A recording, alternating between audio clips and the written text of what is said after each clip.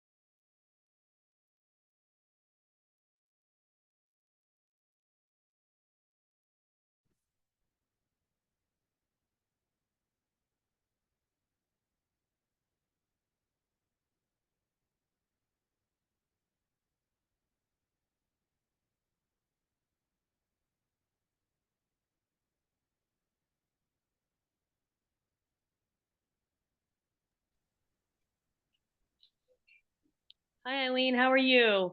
Good. Hi, Sarah. I'm good. How are you? I'm good. I was like, I hope she remembers we're on the East Coast.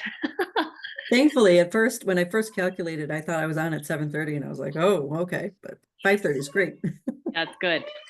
Wonderful.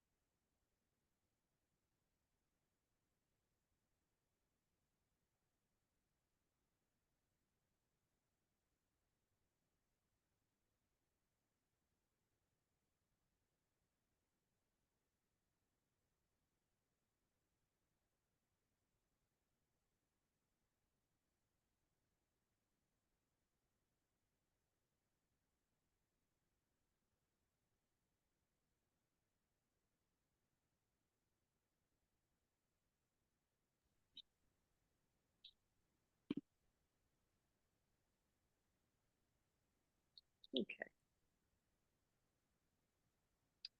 Can you see my screen right now? Yes. Okay, awesome. Um, so Anna, who's speaking after you, isn't on yet, but hopefully she'll join. And while you're talking, I'll track her down. But Okay.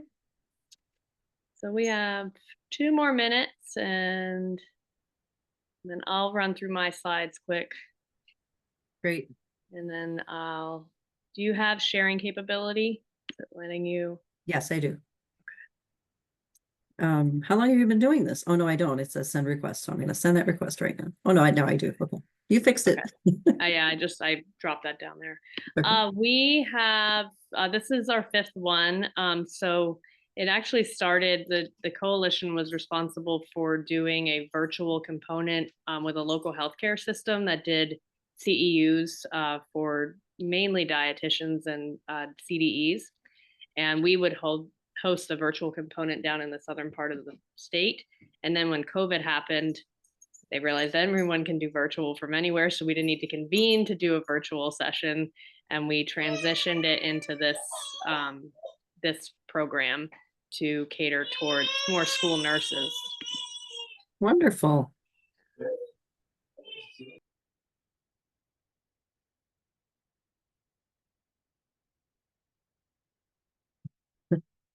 They never cry till you get on camera, right? Yeah, we were trying to plan to not have to have a camera moment, but I don't think that's going to happen. So this is my assistant. Yes, your snuggling assistant. Yes. I love it. All right, so 1 more minute. Okay. About 145 live. We had about 290. What did I say? 290? 290 plus registered. So they'll get the recordings, but they have to attend live to get the CEs. That's amazing. So it's grown. And I got an email today from a nurse in Minneapolis, a school nurse, and she said, "Is this just for Delaware school nurses?"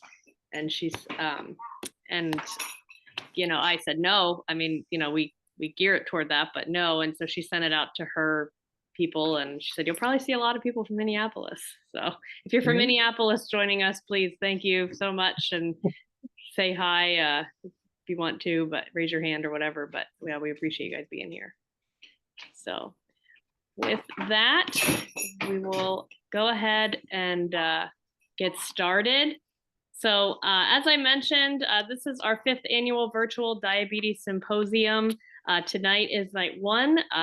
Tomorrow will be night 2. I am Sarah Bloom. I'm the executive director of the Delaware Diabetes Coalition. Kimmy Moore is our president. And just a little bit about who we are. We are a statewide nonprofit organization comprised of different healthcare organizations, advocates, people working together to improve the lives of all Delawareans living with diabetes. We host this event annually, as well as an annual Diabetes Wellness Expo every November during Diabetes Awareness Month. We started this event to mainly, A, give you guys CEUs, but B, also to promote our college scholarship. We have a $1,000 college scholarship every year. It's for seniors, Delaware seniors, or those in college. They have to just have a Delaware residency. And it's for anyone living with type 1 or type 2 diabetes. We struggle to get applicants, so I encourage all Delaware school nurses, if you know anyone that's eligible, please have them apply. The deadline is April 30th. We have one winner a year. And if I think last year we got 7 applicants, and that was a big deal. But it typically doesn't get that many. So please keep spreading the word. I think this has been an effective marketing tool. A new program that we talked about last year and kicked off in March, right after this event last year, is a partnership with the Lions Club of Delaware, as well as the Department of Education. The Lions Empowering School Nurses for Children with Diabetes. And it's free 3-level diabetes training for all Delaware schools. It doesn't matter if it's a public school, a private school, parochial, homeschool. If a child has diabetes, it's open to their parents and anyone in the school district. Nurses get 6 CE credits, and they're different courses. And as of January 31st, we've had 249 people enroll. 161 of those are school nurses. And of the 266 school sites, 135 have actively participated. So we're still trying to grow that. If you're new, haven't heard of it, please, you can either use that QR code or the link. I'll be sure to get these slides out, and it's been in all my emails. And Amy Hastings is our nurse facilitator. So if you have questions, she is definitely the one to reach out to. She'll help you get set up and started. And again, that's for nurses, you get CEs, but if you've got, say you have a coach that has a type 1 on his team and he's just not sure what to look for in case of a high or a low, it's a 25-minute crash course on diabetes. And so it just gives them a little bit more education. And I just wanted to include this slide to just show our growth since we started the grant for last year. It drops in April because that's when a new course module comes out. So you can take this again, if you take it now, when a new course comes out this summer, you can take it again and get 6 more CEUs. So that's 12 free CEs available to you. For tonight, to be able to earn your CEs, you have to watch the full 120-minute course tonight, and then again tomorrow. You have to complete the evaluation by March 1st. That will be emailed out to you after. I'll also put it in the chat at the end of the night tonight. And you get 2 credit hours tonight in whichever category that you need them in. And then again, 2 tomorrow. And then your speaker disclosures are on our website, and full accreditation details are also there as well. Your learning outcomes, you will be able to report and increase knowledge of the school nurse's role, managing the mental load of diabetes, relationship building, navigating difficult conversations, and care coordination by the end of tomorrow evening. And tonight's agenda, we're starting here with Eileen Moss. She's going to talk to us about the role of a school nurse in the development of a 504 plan for students with diabetes. And at 7:30, Anna Sabino will follow, and she's going to talk about managing the mental load, type 1 diabetes in today's school. So I'm just going to do brief bios for both of them so that when Eileen's done, we'll go right into Anna. So Eileen is a teaching assistant professor and director of school nurse certification program at the University of Illinois, Chicago. So I appreciate that she's here. It's 5:30 her time, and so she can get out of work not too late tonight. Her nursing education includes a bachelor's degree from Purdue University and a master's from the University of Illinois, Chicago, and a doctor of nursing practice in population health, also from the University of Illinois at Chicago. She spent 20 years of her clinical career in an administration role in school nursing in Illinois, and she's provided oversight of the district's 5,000 pre-K to 8 students. Her expertise includes coordinating care for students with complex medical needs and severe developmental delays. And Anna, who will join us at 7:30, has been living with type 1 diabetes for over 30 years. She's a graduate of Syracuse University and earned her master's in social work from Washington University in St. Louis. Her areas of expertise include family dynamics, crisis management, anxiety, depression, burnout, and post-traumatic stress. Through her private practice, which is Finding Smiles Coaching, she has fulfilled her mission of serving the diabetes community both nationally and internationally. In addition to providing counseling, she has nearly 20 years of experience creating and overseeing youth and family programs with organizations such as the College Diabetes Network, International Diabetes Federation, the ADA, and Type 1 Diabetes Exchange. And she currently lives outside of Boston. So with that, I will stop sharing. And Eileen, I think you can take over. And thank you again for being here. Thank you. When you're close to wrapping up, I will look through the Q&A and I'll come back on screen and help monitor that for you. Thank you so much. Thanks. This is an amazing initiative. I'm so impressed. This is very exciting. Glad to be here. Okay, so this evening I am going to talk about the role of the school nurse in 504 planning. Hopefully by the end of the evening, you'll have a clearer understanding of that process. So my objectives are to describe the legal tenets of Section 504 and outline the school's responsibilities under Section 504, define the school nurse's role in the 504 plan, and develop 2 strategies for developing a 504 plan accommodations for students with disabilities. This is an overview of how laws are implemented. Just a refresher. So federal laws are written.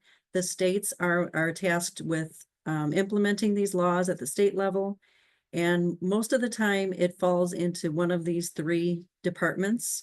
In Illinois, all of these are involved. I don't know what happens in your state, but the Public Health Department or the State Board of Education or the Nursing Board implement rules as to how these laws are put into place in the school setting.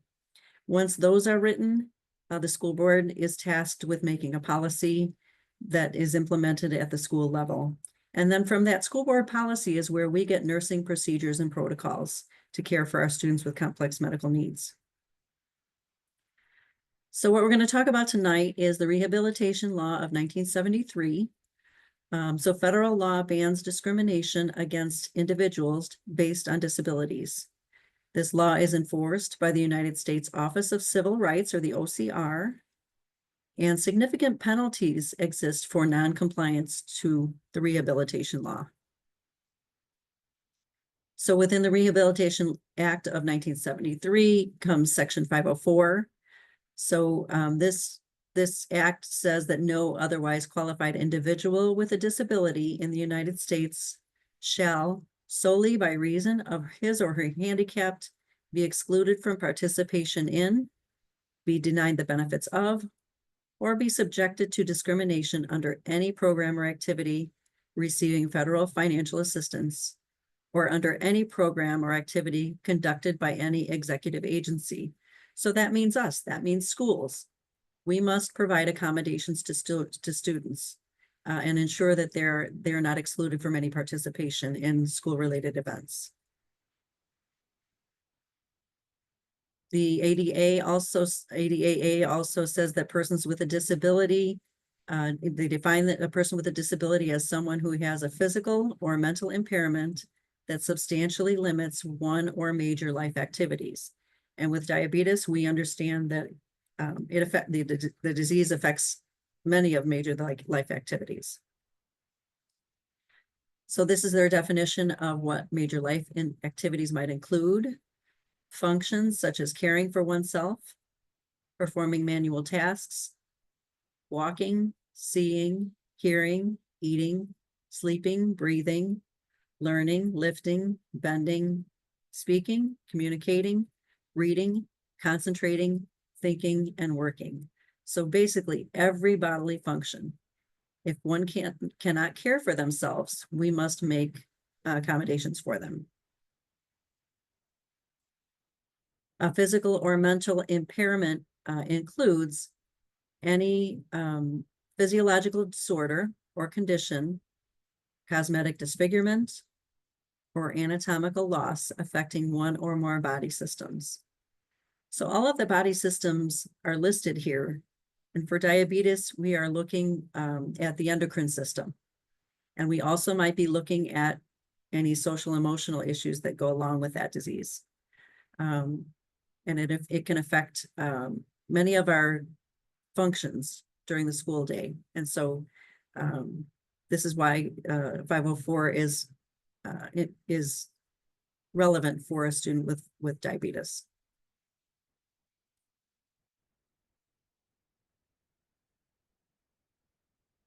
Okay, so when trying to determine whether a child qualifies for a 504, you can determine eligibility with these three questions. Does the student have a physical or mental impairment? So in the case of diabetes, the answer is yes. Is a major life activity affected by the physical or mental impairment? Absolutely, with diabetes. And does the impact of the disability on a major life activity amount to a substantial limitation? Well, we know that diabetes can be life-threatening, so the answer to that question is yes. There were some clarifications to ADAA in 2008. And these are that the disability eligibility determination needs not entail an extensive analysis and should be expansive rather than restrictive. So we don't need extensive analysis, medical testing, or anything to determine eligibility. And impairments must be considered disabilities if they are episodic or in remission, if the condition would substantially impair a major life activity when active. I think this relates more to your conditions that come and go, such as cancer treatment. But students should still be considered for a 504, even if they're in remission. One other clarification of the ADAA, just to summarize the law in general, is that entities are no longer allowed to consider the ameliorative effects of mitigating measures when determining disability. So for an example, a student may qualify as having a disability even if the treatment, therapy, or equipment effectively manages or minimizes the effect of the impairment.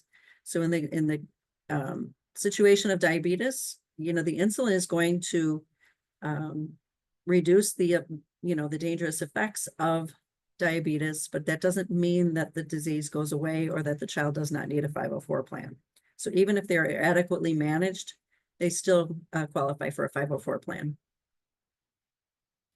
This is the very long laundry list of mitigating measures.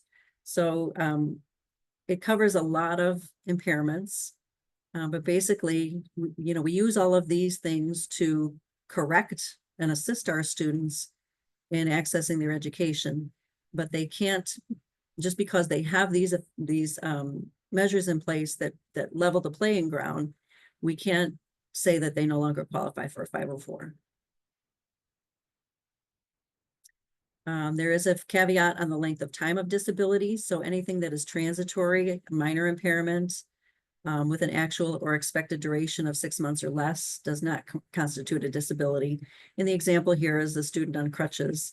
If they have the disability for 6 weeks based on their limited mobility, they would not qualify for a 504, but rather for an accommodation plan just for a short period of time.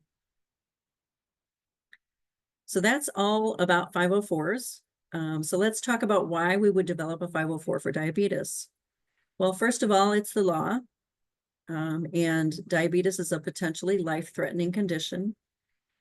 The 504 ensures that the student receives proper health care in the school setting. And if the student does receive proper health care in the school setting, it prevents complications. The accommodations that we made are intended to minimize student loss of instructional time. So our goal is to keep the student in the classroom as much as possible. And lastly, it promotes student safety, self-care, and wellness. So the school's responsibilities under Section 504, the right of the students with disabilities to a free and appropriate public education is enforced by the Office of Civil Rights. And school districts must inform parents of these rights. And failure of the school district to comply with the intent of civil law may result in significant penalties. So basically, you cannot deny a request for a 504 plan. Our responsibility in the school under Section 504 is to ensure that students have a right to free and appropriate public education, that we accommodate the students' unique needs, not generally their diagnosis. We must afford them reasonable accommodations. We must provide qualified professionals to develop the 504 plan. And we must ensure resources. There is no funding associated with Section 504. As many of you know, there is funding associated with IEPs, individualized education programs, but there is no funding with 504s. I love this picture because it really provides a good example of the purpose of a 504, and it is to level the playing field. As you see on the picture on the left, the students don't have equal access to watching the game. In the second picture, they do have equal access, but the accommodations are kind of cumbersome.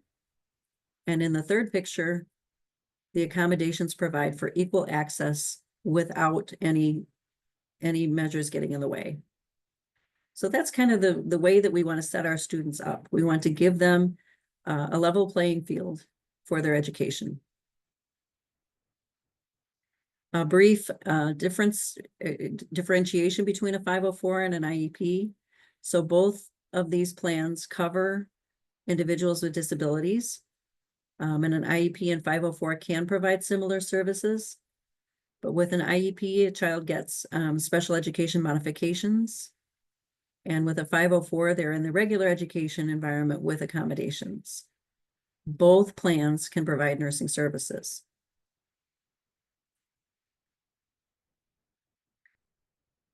A 504 is usually less detailed than an IEP. It provides short, broad description of accommodations to address the student's disability. And it doesn't typically contain goals, objectives, statements of present levels of academic achievement and functional performance, the PLAF that you might see in an IEP, but it might contain some goals in terms of helping the student become more autonomous in the care of their diabetes. These are the IEP disability categories, and I want to point out other health impaired. And this is brought up to tell you that, we're going to talk a little bit about why you would pick a 504 over an IEP, or if the student should have both. So we'll talk about that in a moment. So writing the eligibility plan of the 504, we ask first, does the student exhibit a physical or mental impairment? With diabetes, we would say yes. What is the student's impairment? We would say diabetes. What major activities does the impairment affect? So with diabetes, we're going to talk about eating, thinking, focusing. It's very life-threatening, but it can affect a lot of their cognitive abilities. And then we're going to describe the impact that the student's impairment has on their ability to engage in life activities. And we're going to include sources of information in our plan. So who should be part of the 504 team? Definitely the school nurse. Most districts have a 504 coordinator. The administrator should be involved at some level, as well as the teachers. Related school professionals might need to be involved, the parent, the student, and others as indicated. These are the responsibilities of the parties. So the parent or guardian will basically, provide insulin, provide supplies for the student's care of diabetes. provide us with orders from the physician. The school administrator will ensure that policies are in place to accommodate the student. The school nurse will be responsible for the daily management of the student with diabetes. The school staff will be receiving training and participate in, making sure the student is safe, as well as the teachers. And then the student will follow through with whatever instructions are developmentally appropriate for that student. Another summary of the responsibilities of the student's team is to establish an effective communication plan. How are we going to care for this student? What accommodations do they need? And how are we going to provide for equitable access to education? We need to respect the student's dignity and confidentiality under HIPAA and FERPA. And so only those on a need-to-know basis should know about the student's diagnosis. We're responsible for reviewing and revising the plan at least annually or as changes warrant. And then we need to ensure compliance to the plan. Are we following the accommodations that the student needs to access their education and be safe in the school setting? We should include team members with relevant information and responsibility. We should obtain objective and reliable information about the disability and the student's status. So we need clear communication between the nurse, the parent, and the physician. Our responsibility to document our care for the student, and then collaboratively develop the 504 plan.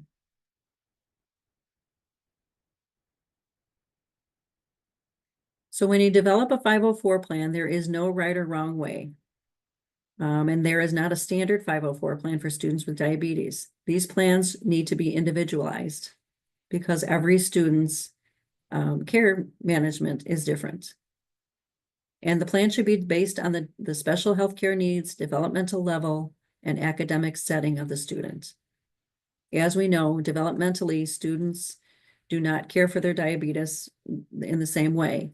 And they also have a different physician with different orders. You have parents with different preferences. So you can't make a standard 504 and expect to repeat it on the next student that you have with diabetes. So the accommodations in the 504 are geared towards student safety and success. So we must make accommodations to the physical environment, the assignments and homework, district testing, and extracurricular activities.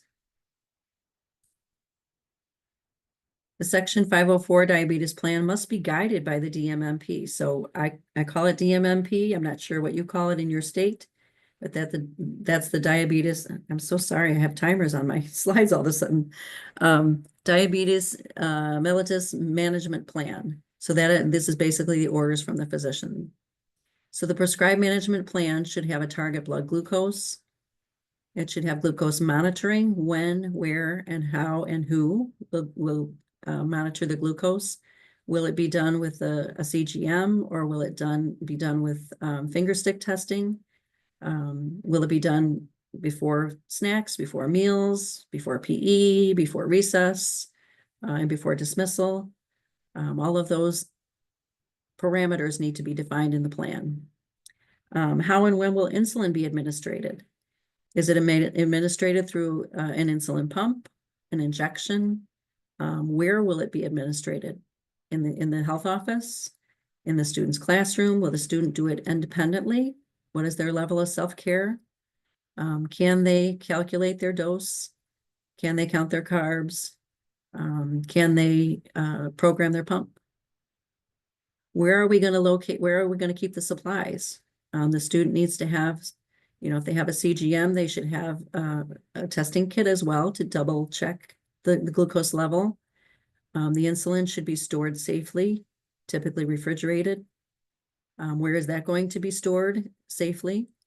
What kind of snacks and meals are going to be accessible for the student? Where are the emergency snacks? They need to have access to the water and the bathroom at all times. Then we need to consider student-sponsored trips. So whatever whatever activities the rest of the class is taking, or the rest of the students are taking, the student with diabetes must be able to access that trip as well. And then parent communication is so important. Parents need to keep the school updated on any changes in condition, changes in orders. We need to put some responsibility on them as well. Okay, so the school nurse serves as a liaison, an advocate, and an educator. So the school nurse serves as a liaison between the school, the family, and the provider. You are the hub. You are the center of success for this student. You serve as a student advocate, and it is the school nurse's responsibility to educate the student, the parents, the teachers, the staff, and sometimes even providers. Now, depending on your state law, you may or may not be able to train people to take care of students with diabetes. In Illinois, we have what we call a delegated care aide. And that person must be trained by a diabetes educator. So check your state law to make sure you understand who can be trained and by whom. So the school nurse responsibilities is to act as the qualified person to plan and implement health accommodations. The nurse must translate the DMMP into the 504 plan. In addition, the school nurse should create an individualized healthcare plan that outlines exactly what will be done for what the nurse will do for the student. And then the emergency action plan must be developed by the school nurse to instruct others as to how to help the student in an emergency. And then train the staff as indicated on the EAP. Again, you need to check your state's requirements for training. School-sponsored trips can be a difficult task for students with diabetes, especially those that are gone away from school for a long time. When you consider the school-sponsored trips accommodation in your 504 plan, you have to remember FAPE. Every student is entitled to a free and appropriate public education. So the student must be allowed to go on this trip. You can't send all the other students and keep the student with diabetes behind because you don't have anyone to care for them. That is a violation of FAPE. So if you don't have anyone to care for the student with diabetes, then the trip should be rescheduled. Who will care for the student? That needs to be outlined. When a school-sponsored trip happens, who's going to care for that student? And then nurses, I caution you on out-of-state trips. So once that student leaves your state, whatever you're delegating is on your license. And if you're traveling across to another state, you need to determine if the state that you're going to and your state have license reciprocity. And if there is not license reciprocity, if there's no nursing compact, then you need to have a temporary license. The only way around that is to have another individual train the person who's going to take care of the student with diabetes, but you can't delegate if it's out of state and there's no license reciprocity. That's a tricky thing. Students with diabetes should have an emergency action plan and individualized healthcare plan. So the emergency action plan is created by the nurse for the staff, and it should outline exactly what the staff should do in an emergency. And then the individualized healthcare plan is created by nurses for nurses. And it has a standard of care in there. And it's going to outline exactly what we're doing for the student based on their developmental level and the care of their diabetes. The emergency action plan should have parameters for what to do when the student experiences hypoglycemia and hyperglycemia. As you can see in both of these plans, the first step is call for help. We don't want the educator to take the sole responsibility to treat a student for hypo and hyperglycemia in the classroom or the school setting. We want a qualified individual to make decisions as what to do for treating those conditions. In hypoglycemia, we're going to check the blood glucose if able. We're going to administer a 15-gram carb and administer glucagon as needed. Again, check your state law. Sometimes glucagon can be given by unlicensed personnel, and in other states it can't. In treating hyperglycemia, we're going to call for help. We're going to check the blood glucose if able, and then we're going to allow free access to the water and the washroom for the student as they're trying to reduce their glucose. The individualized healthcare plan guides the development of the emergency action plan. So this plan is written by a school nurse for a school nurse in nursing language. It is a legal document that demonstrates the minimum standard of care. And so all students with diabetes should have an IHP. As our students get into high school, we should do some transition planning. There's an article in the journal NASN School Nurse that is cited here, written by Klein, Wheeler, and Yonkaitis, and it provides a great summary of how to help these students plan for adulthood. As they get to their senior year and are headed to college, we need to make sure that they can do self-care and be independent. They might need skills checklists to help them gain independence. We need parental buy-in. Sometimes we have helicopter parents, but we need parental buy-in to help this student achieve autonomy. We need to consider college and career readiness. What's going to happen when they're independent and away from a school nurse. We need to teach them how to navigate the healthcare system as they become young adults, which includes insurance and financial responsibilities. As they go away to college, we need to educate them about roommates, parties, dates, and significant others. You know, who can they count on for as someone to keep watch or know what to do in a case of an emergency. And it is encouraged that they do role play decision making scenarios with this person. So I've just given you a lot of homework on how to develop a 504, but there are some resources out there to help you. The School Nursing Comprehensive Text is the one and only school nursing textbook and contains quite a bit of information on diabetes and writing a 504 plan for a student with diabetes. Just a side note, there is the new version of the school nursing text coming out this summer, so watch for that. The book in the center is Legal Resources for School Health Services. I love this book. It really outlines the laws clearly if you have any questions about them.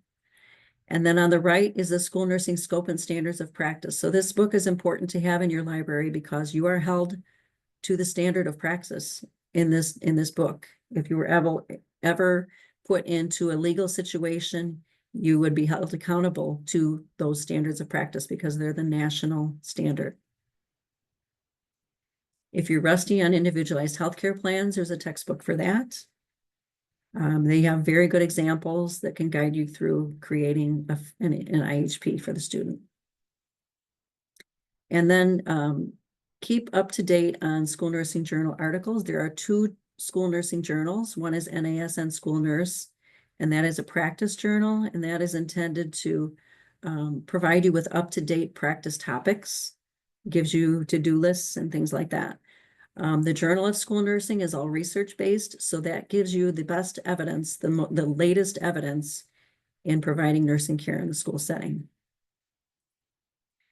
There's a long list of references in case you're interested. And now I'm open for questions. Awesome. All right. So coming back on, thank you so much, Eileen. That was very informative. Okay, the first question I want to address is someone asked about, so somewhere we need to add our names for CEU and attendance. So as long as you are logged into Zoom with a name, I did see that someone is called in with a phone number. So if that's you, you're gonna have to email me your first and last name so that I can give you your CEU certificate. But otherwise, Zoom will track the attendance and the time in and out, and that's all I need for that. So I just wanted to make sure everybody was aware. So thank you for asking that to remind me. So a few questions here about, let's start with this one. When the physician and parents deem the student CGM as remotely monitored and the school's obligation under the ADA to meet that need. I think it's also related, this was asked by Jane, to an ADA article from November of 2024 that discusses FERPA violations with school nurses using personal devices to monitor CGMs and the data, and then to share that student health information with the parent and school staff. Can you speak to that at all? Sure. Yes, this is a big topic that makes school nurses very uncomfortable.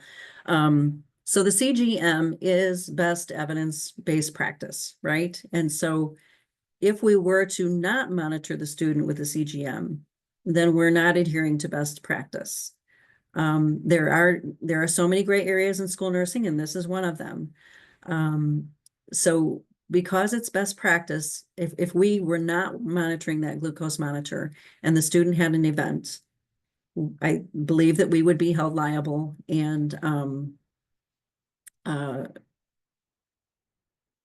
if you know, we of course in the 504 plan would indicate how we're going to use that CGM. So you need to be very clear in what you document in your 504 plan.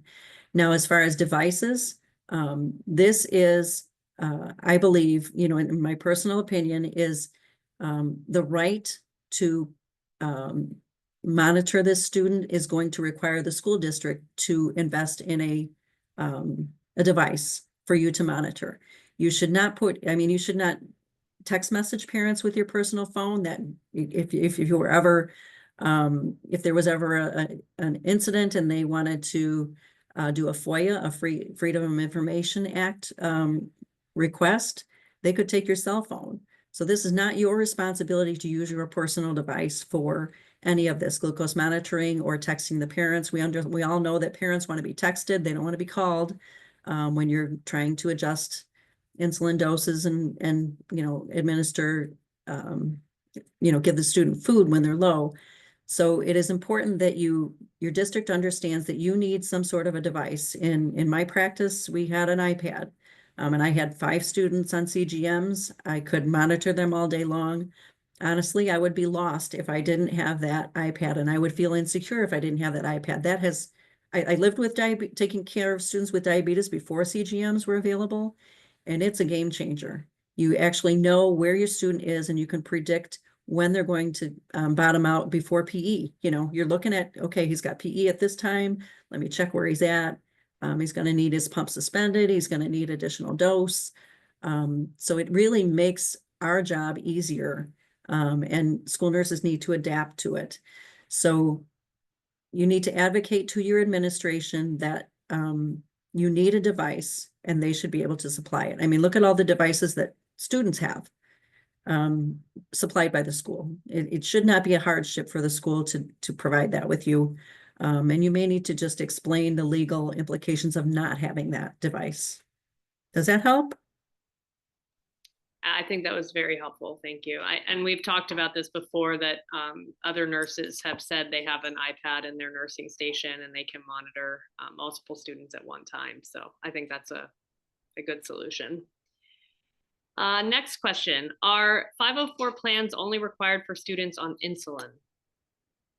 No, like I said, a 504 plan can be written for anything. Even if if a parent reports my child has ADHD and they don't have any medication, I want a 504. You have to give them the 504. You'll be in more trouble if you deny it than if you write one. That, I guess for me, this wasn't written, but can a nurse say that a student should get one, or does the parent have to request it? I think if a nurse has a diagnosis, they could safely proceed with it or suggest it to the parent. It's really up to the parent. The parent has to consent to it too. So, right. Okay. But the encouragement of, you should probably do this. Okay. Yeah. Yeah. Can you speak about school-sponsored after-school activities and the rights of the students with type 1 diabetes? Again, this falls under FAPE, so free and appropriate public education. So if you have a school basketball team and your student with diabetes wants to attend, wants to be part of the team, the school needs to make accommodations. So someone needs to be trained, whether you send a nurse to basketball practice and games, or if you, you know, in your state, you can train you know, the coach or the athletic, what do they call it? Trainer. Oh, yeah. Yeah, your athletic trainer, somebody can be trained to manage, you know, the highs and the lows. And then it's also, you know, part of that, part of the accommodations are teaching the student how to be responsible for their care. Or, you know, they need to check their glucose before they get into practice, and maybe halfway through, or, you know, at certain intervals. So it's our responsibility to teach the student how to manage that even when we're not around. And that's just a reminder too, that we have that free training online, that 25-minute, crash course for if there was a coach that needed some extra resources. Can a student have both an IEP and a 504? I missed that slide. What happened to that slide? I had one, sorry. So really there is no reason for both, because both can provide accommodations. And that's where that other health impairment comes in. So even if you know, if you have a student who has a learning disability, speech and language delay, you can incorporate the same accommodations into the IEP that you would put in a 504. So having two plans is kind of redundant. Nobody will tell you you can't do it, but there really is no reason to, because it's just more paperwork and more confusion for the educational team. Great. Thank you. Can you deny a student for a 504 with a temporary situation, even though you mentioned that a request for a 504 cannot be denied? You will never get in trouble if you provide a 504 for something that's what you consider not necessary. But if you deny them, there can be implications. So I would never recommend denying somebody of a 504. Okay. A lot of people are just putting in about how they're signed in or not. Thank you for addressing this. I'm writing a chapter on this for the school nurse resource manual. Please let the audience know a new chapter is coming out. That's so exciting. Thank you, Jane. Yeah, that was the question about the using the personal device. Oh, okay. So it's called social media and digital technology. Okay, here we go. From Kathleen, I advocated for my fourth grader to carry a cell phone that the family was able and willing to provide. But if they couldn't provide it, should it be provided by the district? District was aghast by this knowledge, mostly because they didn't want to share their Wi-Fi with a student. Any comment on that? Yeah, they have to share their Wi-Fi with the student. There is no harm in that. What needs to happen is students needs to be educated on this. Wi-Fi is being given, you've been given access to Wi-Fi for the sole purpose of your care of your diabetes. If you are identified as using the Wi-Fi for other purposes, there should be behavioral implications. And yes, I would say that if a student can't carry a cell phone, can't afford a cell phone, it is best practice to provide that by the district. But I can see how that one might be a hardship if you have multiple students in that situation. But it is best to provide the safest care for the student, and it might cost the district some money. And the other thing is, I mean, there's cell phone bans now, right? Like, because kids aren't paying attention in class because they're using their cell phone, but another kid might have his phone because of diabetes needs. So it's a touchy subject there. It is, yeah. You mentioned school-sponsored trips. Can you speak to on-property activities like field day where kids are outside participating in rigorous activities? Is this documented in the 504? I think that needs to be determined individually. So if the students are outside all day, I never wrote that in the 504 plans for my students, but I would just make accommodations on that one particular day of the year. Just watch them more closely, make sure they had access to their snacks, and, just make the staff more aware of what to watch for. Back to the 504 from Natalie again. Students with diabetes that are not on insulin, they can still have a 504. They can. There's probably not a big reason to do it because they're generally not high and low all day long if they have type 2. But it can be done, absolutely. You probably want to have accommodations for, access to snacks and things like that. Okay, thank you. CGM and iPads with the nurse. Would this add to further liability when you are on a different area of the school grounds attending for a different emergency? Well, I think that some other people, what I did in my practice, an emergency is an emergency. You're not going to be able to control, what happens there. But I think that the staff, some additional staff should be trained on how to just what to do when to panic with the CGM.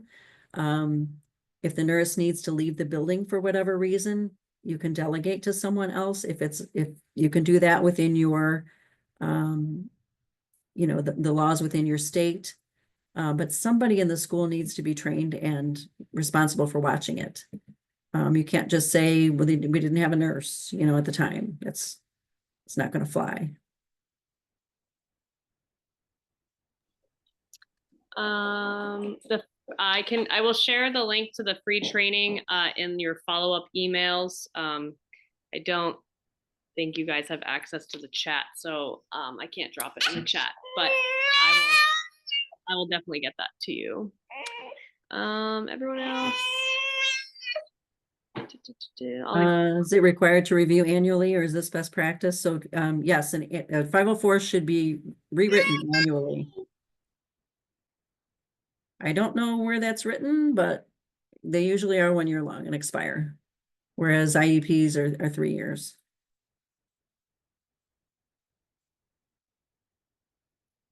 Okay. From a person sitting to my right, a question about driver's ed and having that like specified in a 504 and snacks before driving and all that. Wow, that's a good question. I've never had that question before. So you need to consider how stable the student is, what time of day you're doing it. But yeah, there needs to be accommodations. So some access to a source of glucose while they're out on the road. And I would just ensure that the blood glucose is at a certain level before you get behind the wheel. And then you can coach the student into, okay, before you go to driver's ed today, we're going to eat protein instead of all carbs so that you're not bottoming out. Balance of carbs and fats to keep the glucose stable. Most students, I think, would be motivated to be compliant if they want to really drive. So that definitely should be written in the 504 plan. Good point. Thank you for bringing that up.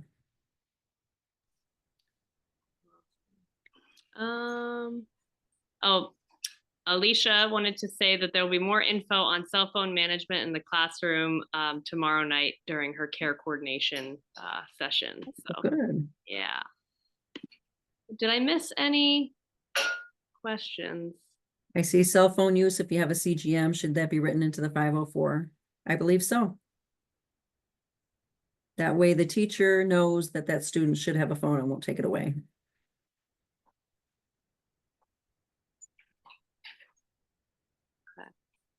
I think everyone else, if you asked,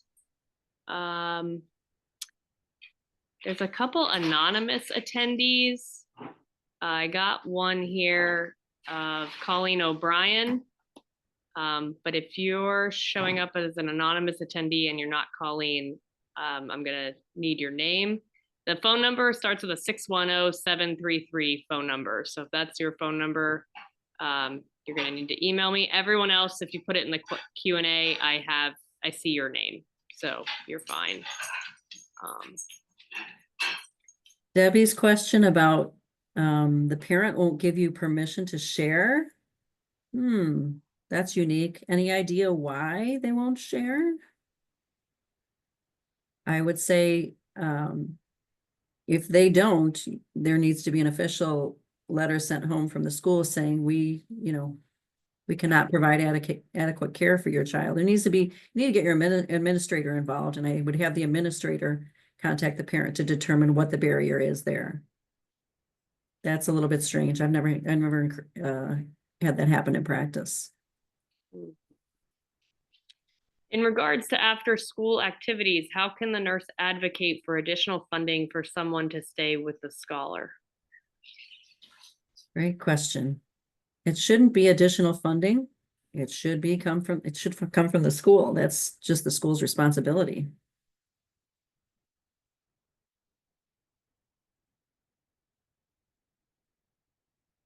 Shouldn't be your job to advocate for funding for that.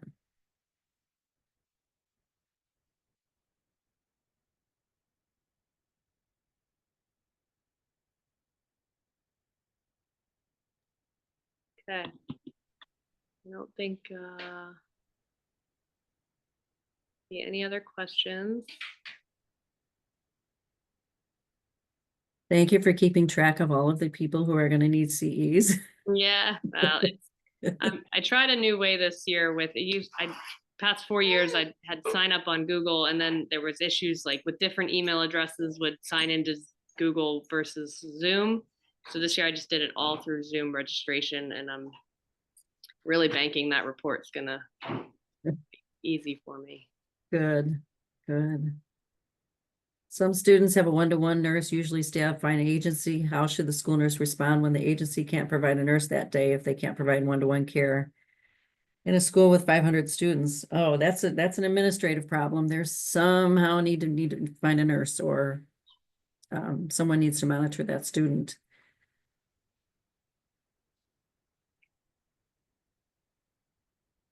The last question, how can a school nurse make her case for the school to pay? You bring up the word FAPE, free and appropriate public education. It's the law. That's the way to approach it. It is the law that students are supported at school-sponsored events. And so it's just got to happen. How do you think federal protections for students will work out in this new political climate? Lord only knows. I don't know. To be seen. To be seen. At one point, will a scholar qualify for a one-to-one nurse? That's a developmental stage kind of question. If developmentally they can't handle themselves, they can't, care for themselves. It's just a case-by-case basis.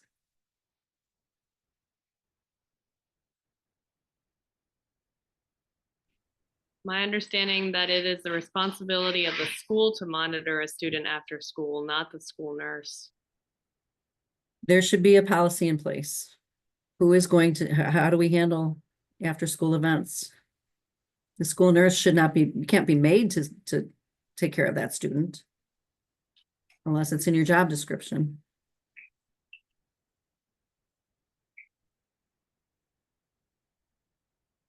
I have a question regarding the CGM. So if you have students with a company, you need to be monitoring on a tablet in the clinic? I don't know what you mean by students with a company. I don't know either. Casey, if you can clarify that. Yeah, best practice is to monitor that CGM either on a tablet. They can even get you, an old cell phone, an old iPhone. CGM, there we go. It was further down. Okay. You have a student with a CGM, you need to be monitoring on a tablet in the clinic. Best practice is to monitor.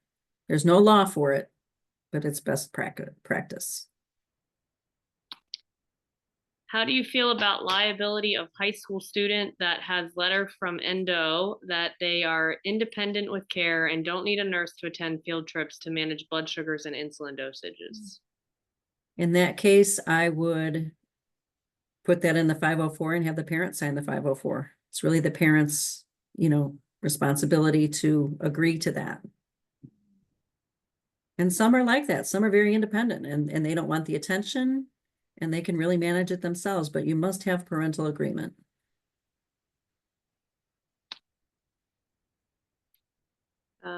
Yeah, my email, there was a question about my email. My email is director@dediabetescoalition.org if you have questions about your CEs. I won't be sending certificates till mid-March-ish, but if you do have questions in the meantime. The student who won't wear a CGM or pump, that's up to the parent to work on that. It's unfortunate, but there are students out there that do that. I had an adolescent who just refused. He'd just come in without his pump CGM one day, and then I knew it was going to be a bad day. Adolescents, right? Yeah. My email again is director@DE for Delaware, diabetescoalition.org. O-R-G. I can watch the CGMs on an iPhone in my office. What is my responsibility when it comes to students who are absent that day? If they go really low, am I responsible for contacting a caregiver? I'm going to say no. I would say no. They're not on premise. We don't Right. have jurisdiction, right? Right. Parent says they will monitor their child's blood sugar on and after school activity. Will contact the coach to advise and provide a snack. I think that's appropriate. Just make sure it's in the 504 to cover yourself. That's what the parent wants to do. That's great.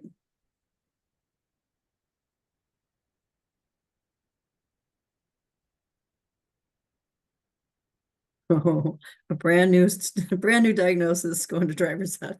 Yeah, I'd be nervous too. I'd probably be sitting in the back seat. diagnosed right before Christmas and going into driver's ed. Oh, these poor kids. Send that driver's ed instructor our free course. That's right. And just a reminder too, because I know we have some out-of-staters. So our courses are only available for Delaware. It has to be a Delaware student. So sorry, Minneapolis, I can't help you out there. But just the way the grant is written and funding, it's only for Delaware teachers, parents, students, coaches, etc. Check with your local hospital. If there's no, general training, check with your local hospital to see if your certified diabetes educator would provide some education to the school. Great idea. All right. I think that's the end of the questions there. Thank you guys. That was really great discussion. And it takes us right up to our 7:30 time frame here. So Eileen, thank you again for your time this evening. It was really informative, and we really appreciate your time. Thank you. Thank you. I appreciate being invited. Have a good evening, everyone. Thank you. All right. So next we have, is it Anna or Anna? Because as you can see, I have a 2-year-old who is very into Elsa and Anna right now. I typically go by Anna. Anna, that's what I figured. Yeah. So But I am of like Scandinavian descent, and I get that all the time, but well, I'm not alone then. So Anna, thank you very much for being here this evening. I don't know if you were on when I read your bio earlier at the beginning, but can you share your screen at this point? Yes, I can. Just a second.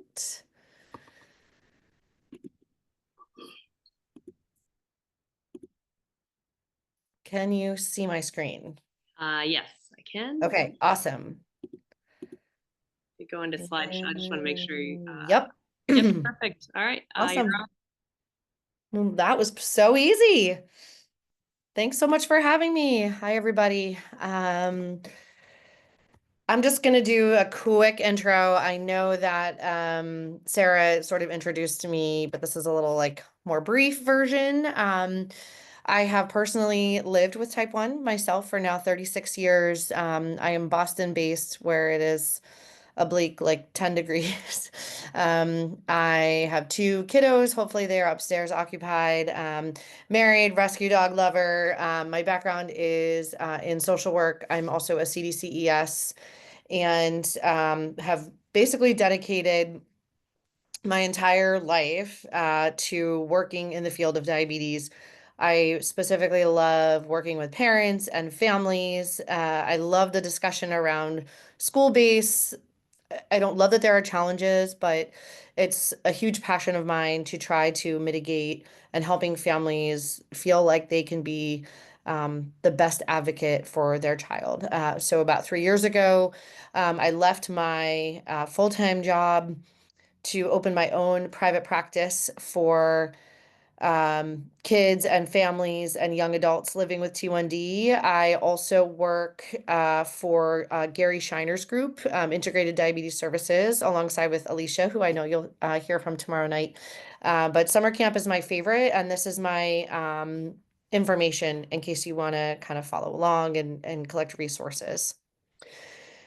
If anyone is familiar with Mark Heyman, he is a fabulous T1D psychologist and colleague of mine. And this is just one of my favorite quotes. As someone who does a lot of work on the mental health side of T1D, it is very reflective to me. Almost every presentation I open with this quote because it just means the world to so many people who are receiving this information on the end.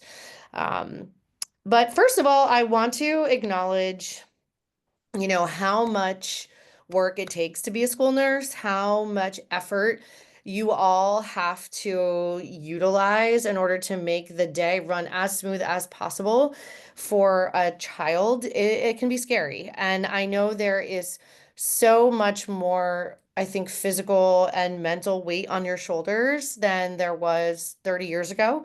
When I was diagnosed, I don't even know if I didn't even take insulin during the school day. I took a shot at breakfast and a shot at dinner, and that was that.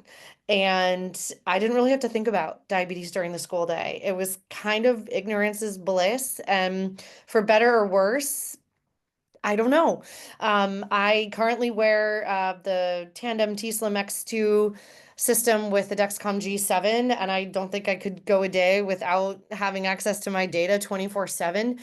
And I know that is a lot of work. So just wanted to acknowledge that you guys are doing such a fabulous job, and thanks for being here.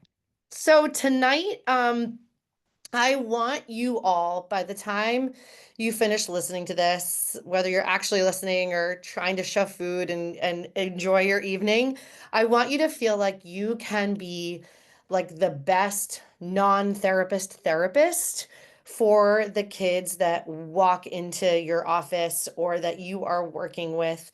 The parents that I see that reach out to me for a lot of times mental health support, behavioral challenges, they like 99% of the time, they love their school nurse and they have the best relationship with them and they're afraid to switch schools, whether it's a transition to a new school, because they just love you all. So I hope that you guys will leave here just feeling a little bit more empowered, really just kind of understand some of those invisible challenges that yes may not be representative of like the exact 504 outlined or kind of behind the scenes stuff. I'll leave you guys with some resources and tools for your toolbox, and hopefully you'll feel just like a little bit more empowered walking into your school tomorrow. So what we know is like it's a life-changing event, a diagnosis of diabetes. When you get that call and you're just like, hey, we have another T1D coming to school this year, you're just like, oh, because it's not just here, take your Ritalin, it's 11 p.m., go on your merry way. And it's not just like a one and done transactional, checkbox in the EMR and the child's report. It's you're managing them and you're day to day, and it changes the entire life of a family. And it takes, like, I would say, years. Most of the families that reach out to me are not just out of the gate of diagnosis because I think they know it's supposed to be hard. It's like 8, 10, 15, 30 months later, even they reach out to me and they said, I knew it was supposed to be horrible at first, but I thought we'd have it all figured out by now. And we still don't. What am I doing wrong? And I'm just like, nothing. This is diabetes. It's forever. And there are a lot of components, especially emotionally, that come along with it. We all know too that regardless of age or age of diagnosis or diabetes type, it impacts everything. Our relationship with food, activities, and schedule, your body, emotions, and like these are already tender ages when we're talking about whether you're 8 or 12 or 16. There's a lot going on there. I have a almost 8-year-old and a 5-year-old, and my 8-year-old daughter is already like, I don't like my hair this way. And I'm just like, I can't even imagine with all of the devices what that is like at school, but it is constant. So these are a few studies that I just brought together. This is a meta-analysis that the majority of families experienced high distress after a diagnosis. The grief cycle and anxiety and, injection anxiety is real. That initial reaction from this study tends to peak just about a year and then declines over that following year. Again, this is just one meta-analysis of 32 studies, but though we all know those first several months are a lot and it's a lot of back and forth and the family is just figuring it out. And we'll talk about sort of the communication styles and the role that plays, but the impact on the entire family is like bringing home a newborn. And I don't think people really, unless you're in it, you can't really understand it unless you really spend 24 hours with a family at home. It is so hard to put yourself in those shoes. The impact on parental mental health, I'm sure this has not come as a shock, but it completely disrupts the family. And this is what is like my biggest passion is that if parents cannot effectively feel supported and have the opportunity to mentally process, then they often project their stress on the management of the child's illness. And that can cause detrimental challenges for the child's academic success, their self-efficacy, their ability to independently manage their diabetes. So we really have to treat the entire family and really understand the family dynamics in order to really help manage diabetes at home and understand what home dynamics are like, and then how does that translate to the academic setting. So this is also pretty common knowledge, and these slides were given from permission from one of my favorite colleagues who's the child psychologist at the Joslin Diabetes Center, and she does a ton of work on diabetes and identity and how that impacts self-image, and you can go check out her work. Her name is Persis Commissariat. But challenges of diabetes in childhood, we know that kids have parents who are, diabetes is a burden on both adults and kiddos. We are constantly changing moods. Growth hormones are at a high. We're talking about the Y game. Appetites are fluctuating. No, I want this. No, I don't want to eat this today. No, I want this today. How do you navigate planning for what a child might or might not eat for lunch? Just today, my daughter, like I packed her a lunch like I do every night. And this morning she's like, oh, by the way, it's chicken nuggets day, so I'm buying. And I'm like, I literally just spent 20 minutes packing your lunch. Okay. Off she went, and that was like not necessarily wasted food, but my effort. That's the burden on the mom, and that's the burden on the parents and the why game, and trying to understand my efforts and the impact of blood sugars, and that so much of what parents are trying to control is out of their control, creates a massive emotional roller coaster for both a very hormonal child and potentially a very hormonal mom, especially if they're in postpartum with other little siblings at home or perimenopause. It's a lot. So how about adolescents? Adolescents and young adults, we're already known for their very fragile moods and very, very frequent changes, transitions. And this burden can often come with a lot of conflict, right? We're talking about fitting in with peers, self-identifying, establishing independence, trying to figure out really who they are. And they often also come with, how do we figure out the motivation to engage in the diabetes care? How can we get to the point where we want the kids to take over, but we don't necessarily trust them? Yet we as the parents are also trying to figure this out too. So it's a constant competition almost for understanding who is supposed to be doing what while you're taking in all of this information 24/7. So some of the real challenges that we're seeing at the clinical level, and this is not news, but some of the patterns that the clinicians that I work with, from, integrated as well as the local and national hospitals, a lot of it is delayed pandemic impacts. This is not news. Mentally, we know that depression and anxiety are on the rise. This is also not new information, but it is having a huge impact in the way people like me, mental health providers, are working with kids with type 1 at a national level. For example, a lot of the college students that I work with are, and this was more about a year ago, I work with one particular college student who was diagnosed in 2021. The world was all virtual. He refused to go to a school and live on campus because he had never not eaten at home. And he was not forced because he couldn't eat at a restaurant.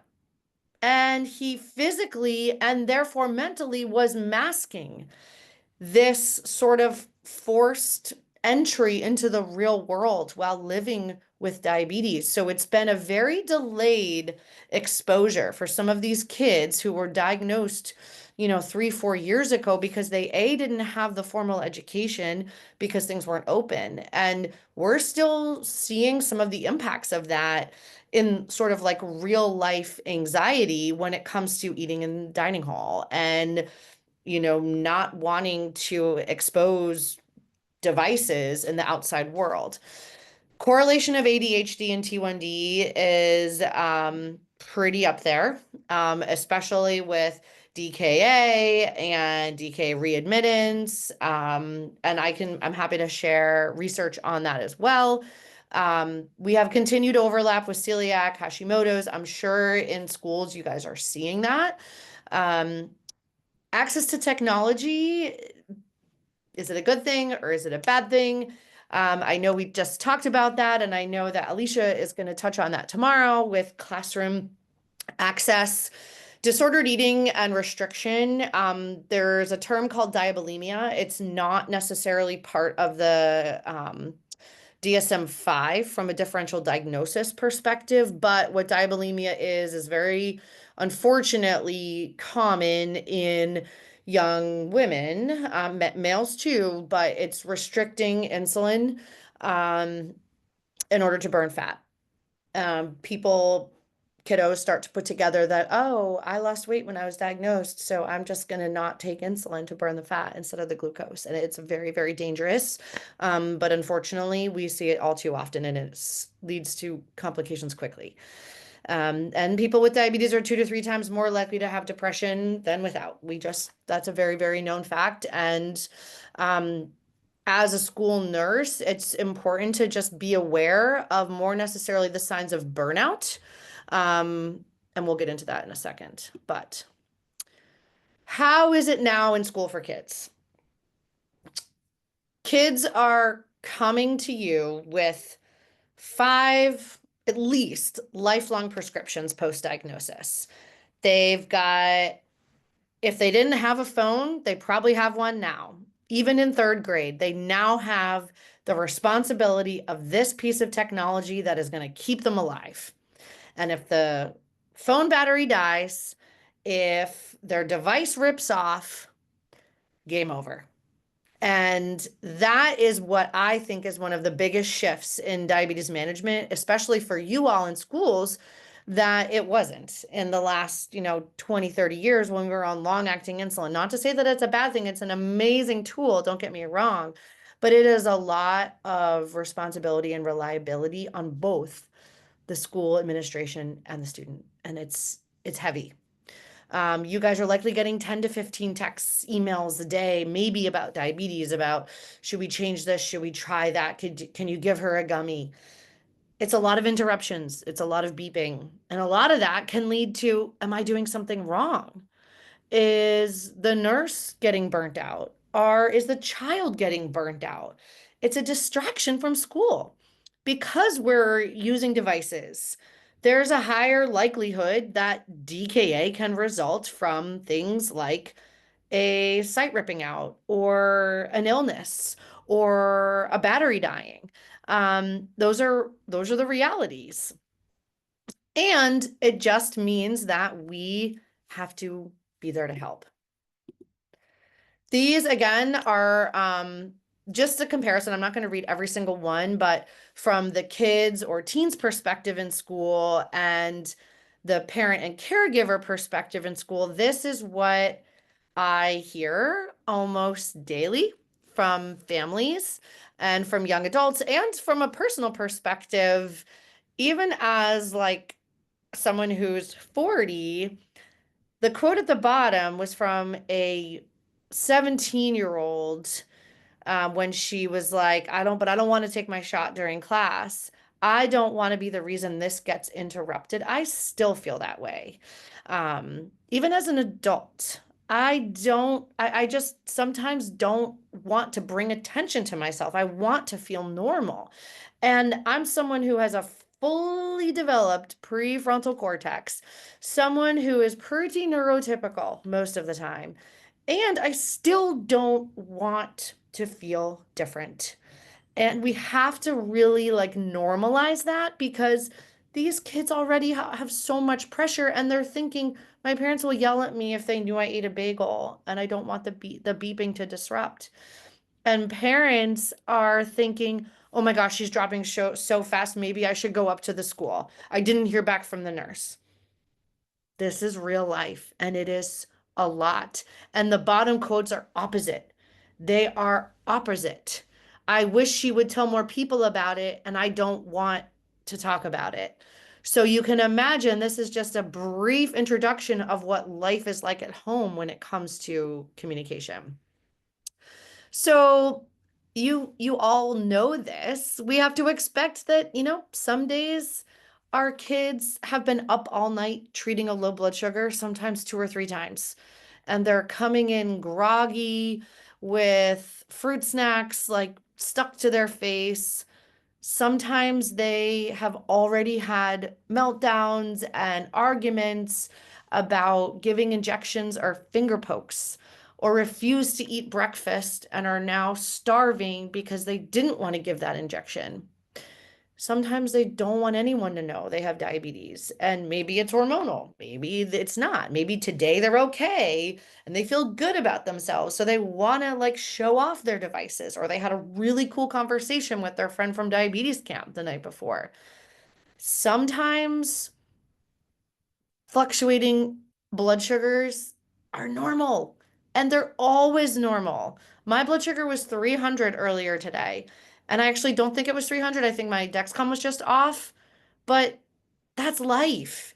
And I think we sometimes have a hard time as staff separating reality versus what we see, and that can be hard for parents, really, really hard for parents.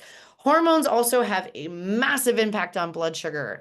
Cortisol especially. We see a lot of adrenaline every time I have to give a presentation in person, or even like, oh gosh, is that those blue flashing lights? Oh good, they're in the other lane. Even just that for 5 minutes, that can raise a blood sugar. And a lot of those things are kind of just out of our control. Growth hormones, puberty, parents are likely more frustrated and stressed, and they may take their anxieties out on you. And it's really just, they're blaming diabetes and not the person. And it's hard to be the recipient on the other end. This is another one of my sort of favorite mantras, is that feelings really aren't what is giving us a problem. It is the feeling of feeling alone that is the hardest challenge. And trying to come up with a solution doesn't help. So when we are really trying to just like sit in the feeling, AKA acknowledge the feeling with the kids, with ourselves, the burnout, if we're not sitting in that feeling and connecting with those kids, the relationship can get further and further away from the goal. And I know you guys are not the parents of these kids. Some days it may feel like it. But all these kids are craving most of the time is just not feeling alone, because I can tell you they all feel alone. Every single one of those kids that has diabetes that shows up in your nurse's office every day, I guarantee that at one point in that day, they have felt alone. They have felt left out. They have felt like they don't want to miss the rest of that story that the rest of their 7-year-old friends are getting to listen to, because someone is saying, I see a low on that iPad. Let's go treat it. That's the last thing they want to do. And that's really hard. So I think if my like one take home message, like just acknowledge it. I know you really didn't want to miss that. Let's go treat this real quick so you can run back to class. It means the world to them. Shifting gears a little bit, burnout is a real feeling. And we all have it. We all get it.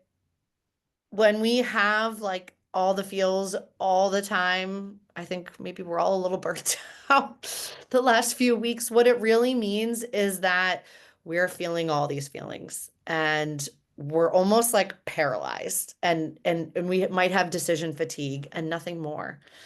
And we really just don't want to feel alone in the feeling. And that's when I would say, okay, go find yourself a therapist or go run into the hills.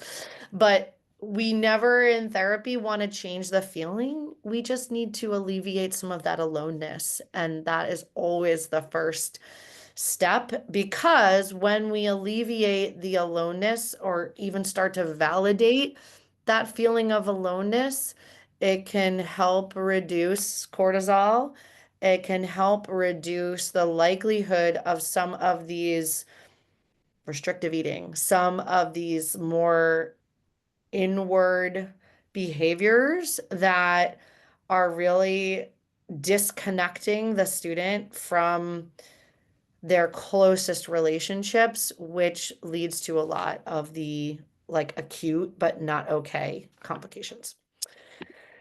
So here are some tools for your mental toolbox. Again, I want you guys to just, maintain your role. You're not going to become a therapist. That's not your job. That's not what you want to become. But how can you perfect your opportunity at sort of utilizing some tools that I do on a daily basis? So what can you do to find the feeling? Oh, hey, burnout. Oh, hey, sneaking food. Oh, hey, kiddo. You really want to get back to class, don't you? I know you do. Thanks for saying that. I know it takes so much just to even keep that CGM on. You really wanted to have that snack. I know. You weren't expecting to have to miss class today or leave recess early. I get it. I get it. And that's it. That's all you have to say. Acknowledge like goes so far, because right then and there, it means that you're connecting with them. And you don't have to give them a hug. You don't have to like be like, I'm so sorry. You don't have to make it a huge deal, but you have to just like, check in with them. And also constantly checking in on boundaries. And we didn't even really like talk about boundaries just yet, but I do a lot of strength-based work in working with my clients, because yes, we have to talk about the trauma, we have to talk about the diagnosis, we have to talk about the why, but also so many people with diabetes are solutions focused. They want to make it better. They want to acknowledge, okay, well, what is working? What is working? And I never like to have my clients and my patients feel like they're leaving a session without feeling like they can acknowledge, well, what is working? We have to pull out some of these strengths before we can feel like we can help make any change. So at the elementary level, I'm going to kind of take this, like piecemeal it by like semi-age bracket, so K through 5 or 4.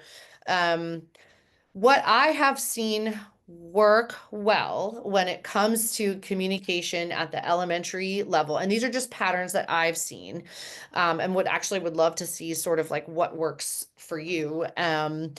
One primary parent or guardian is the communicator. I see a lot of kiddo, nurse, like it doesn't necessarily work well when there's like 4 different text threads or, and again, you guys know this, like everyone has to agree to it. The parents have to have buy-in, the nurse has to have buy-in. And I'm a huge proponent that the child is the team captain. They're the ones learning. They're the ones that are advocating for the I feel lows or my belly hurts or I feel shaky. They are the team captain, and it is their role to build those self-advocacy skills. So it has to work for them.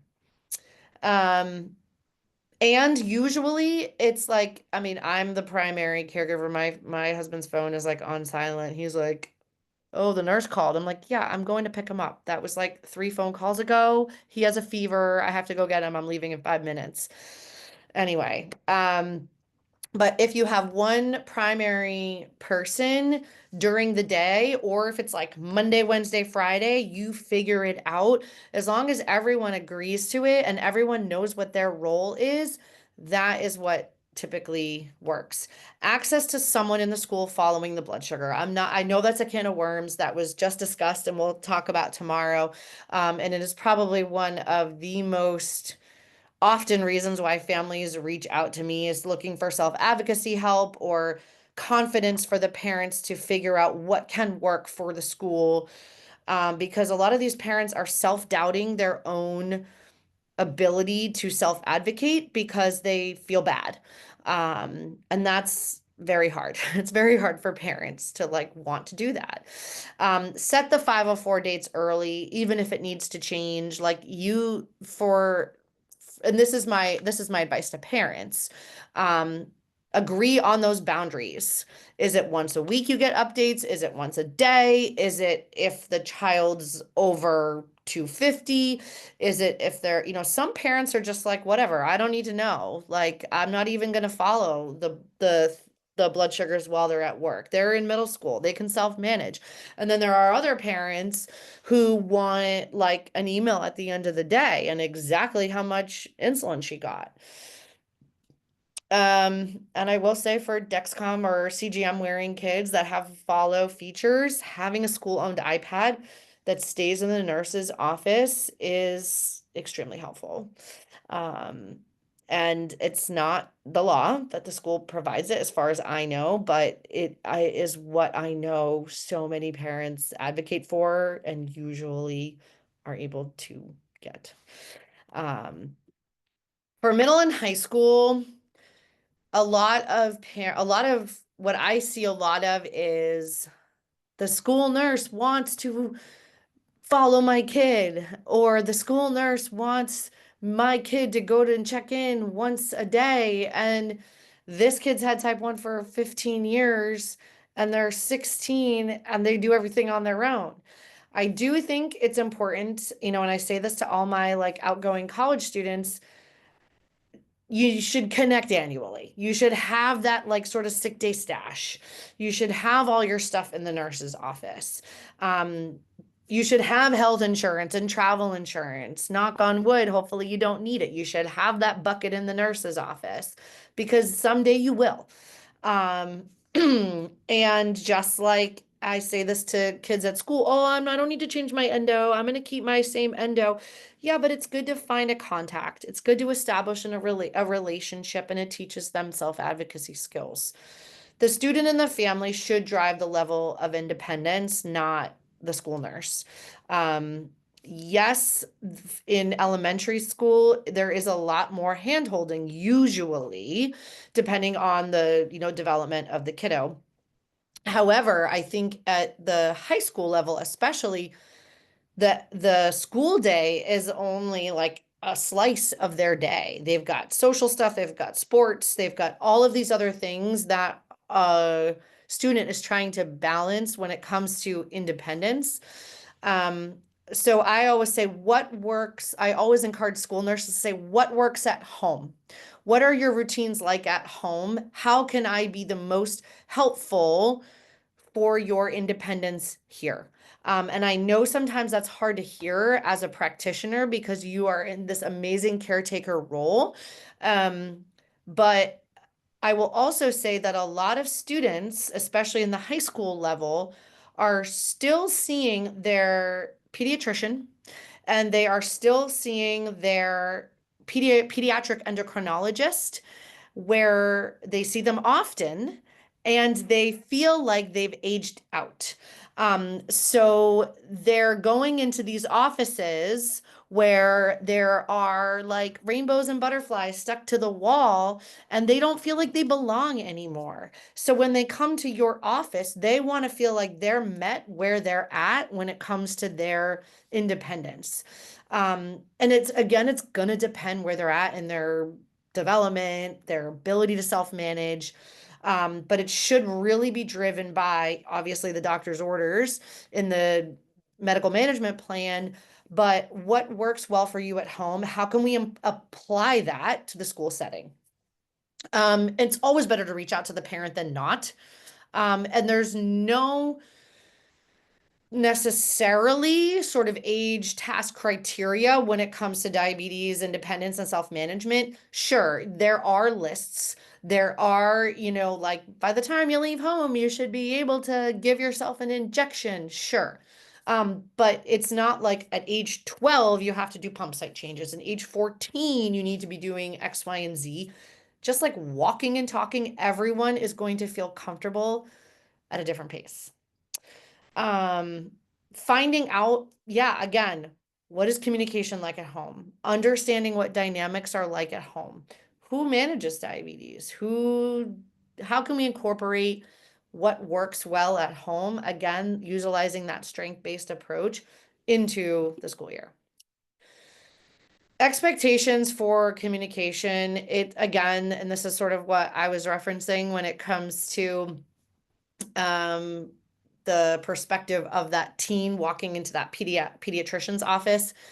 It's not their priority. Like, just gonna throw it out there right now. Life goals matter more. That's like number one rule when it comes to working with teens and middle schoolers. The growth mindset is always going to matter. We want to think forward. Okay, thanks for looking at this data. The number's just a number. Especially with teens too, this idea of agendaless presence. This is more for parents, but sometimes teens just like they don't mind coming to the nurse's office, but they just kind of want to do their thing and not necessarily talk. I remember by the time I was in high school, I would just walk in, grab my meter, prick my finger, write it on the thing.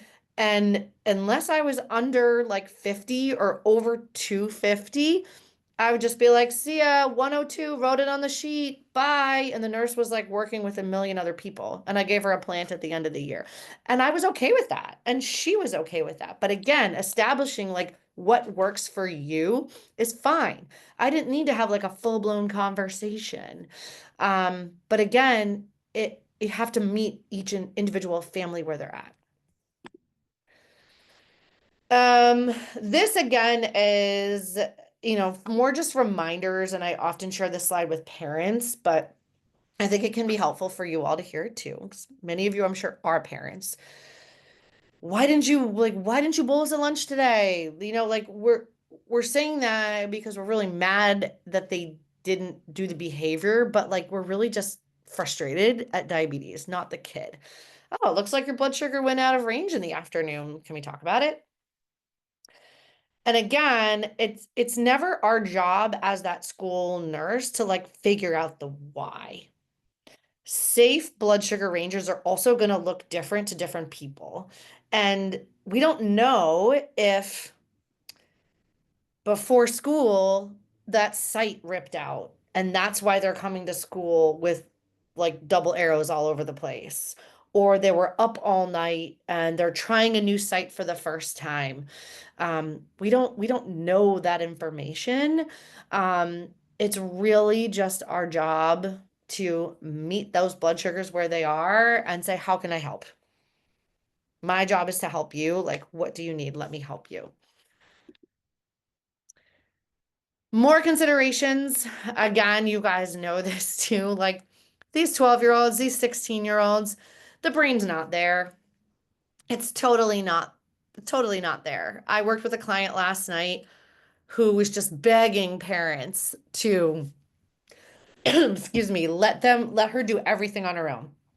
Kid's doing a great job, but mom's like, no, you need to just go check in with a nurse. And we talked about this.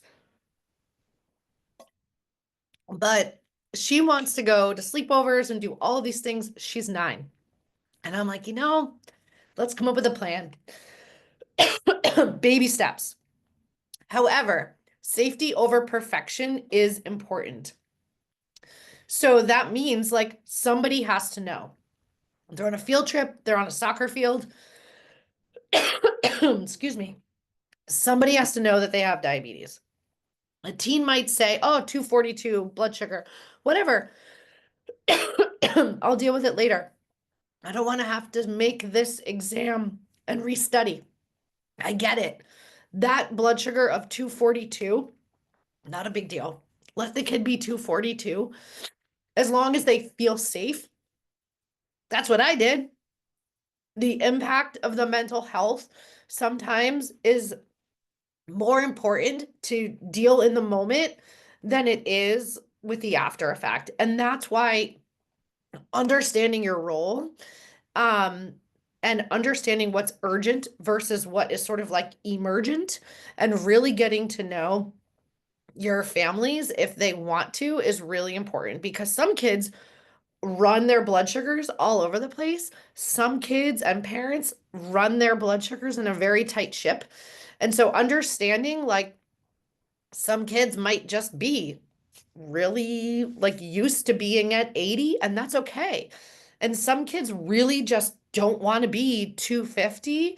And that's really important to them that they don't take a math test at 250. So it's really just understanding what works for them. Another, you guys probably already know this too, irritability is a symptom of everything. Whether it's high, whether it's low, whether it's in between, whether it's hormones, it's everything. One of my other big mottos too, and I know Alicia's probably clapping in the background, is that CGM, like arrows don't always equal action. I think that's one of the biggest pieces of advice that I give parents, and that can be really, really hard, is that blood sugar is supposed to change. If you all, like, especially those who don't live with type 1 diabetes, had a CGM on, if your blood sugar was like flat and the number didn't change, you would be dead physically. Our blood sugars go up and down all day, regardless if you have diabetes or not. So we think that because the blood sugar is doing something, we need to react, and that is just not the case. And we also know that these arrows have a 10 to 15 minute delay. And I think one of the reasons why our anxiety levels are a little bit higher these days is because these arrows are constantly changing, giving us the opportunity to think, I need to make a decision about something. And I'm just like, okay, if it's not an emergent situation, just wait 5 minutes. Pause. Is this an emergency? No, wait 5 minutes. Because 20 or 30 years ago when I was in school and when many of us were in school, like we just had to sit and wait. We just had to sit and wait and recheck the blood sugar to make sure it went up, and it always comes back up. So I'm not going to like dig too deep into this because I know that are going to talk about more specific accommodations, but these are the ones that I always recommend families. And it really comes down to taking a more broad approach where it's access to supplies, to carbs, to bathroom, to whatever it is that they can have that is going to keep them safe and successful in the school day, age dependent. Excused absences, equal inclusion. I know there were some questions on this when it came to, after school activities. This is a huge issue, especially at the higher grade levels when it comes to coaches and school sports. And students technically cannot be penalized for missing any school related event or extracurricular because of diabetes. I worked with a family who they missed the first 2 days of volleyball tryouts. One was because they had a endocrinology appointment that you can't change those. It's like, it's like meeting the president. You can't change that. And the second day they were low and they missed it and they were going to be kicked off the team. And I was like, time out. They can't do that. So making sure those types of things are written explicitly into your 504/IEPs are extremely important. And then as they get into older grades, extended flexible time and remote monitoring. This is also not something that you guys are unfamiliar with, but just making sure we're utilizing as we're communicating, like I statements, acknowledging, active listening. I'll talk a little bit about the teach back methods, probably not utilizing books and crafts, but really just thinking to yourself, am I being age appropriate when I'm communicating with a parent or family? So I'm not going to go through each and every one of these because I know we might have some questions, but ask is, I think, one of the most important things that we can do to make the child and the family feel like we want to know that they have some control over having diabetes. Hey, how'd that site feel going in? Teach me about X. What did they offer at lunch today? What do you think you're going to eat? I heard it was really good. Let's pick out the carbs together. And maybe you don't want to use the word suck, but if you know, looking at that graph, that they've had a funky morning and they're about to go take a math test, and you just know this kid is just like having a rough day, you know what, dude? How much did diabetes stink today? Like, get on their level, pretend you know how hard it is. Acknowledge too. Hey, tell me more about that. Help me understand X, Y, and Z. Make them feel like they're the most knowledgeable and powerful person in the world when it comes to diabetes. So they feel like they are going to want to open up to you. If you need to refer or want to talk about a support group or a cool event coming up that maybe you've heard about, hey, would you be open to doing X, Y, and Z? Or you just know that this kid is having a really hard time socially talking about diabetes. Oh, it sounds like you could really benefit from X, Y, and Z. Or hey, several of the other students at the other elementary school talk really highly of blah, blah, blah, and have found it helpful. Would it be okay if I send you home this flyer to mom or dad? And making sure that they know that you are asking them and that they are still that team captain. I'm gonna skip over some of these case examples and just make sure that we have time for questions. But I know that you guys have case examples and I want to make sure that we get to any of your questions or comments. So some of these things, actually have been thoughts from parents. And the one at the bottom is the really the only one I want to highlight, which is the extra shirt or change of clothes.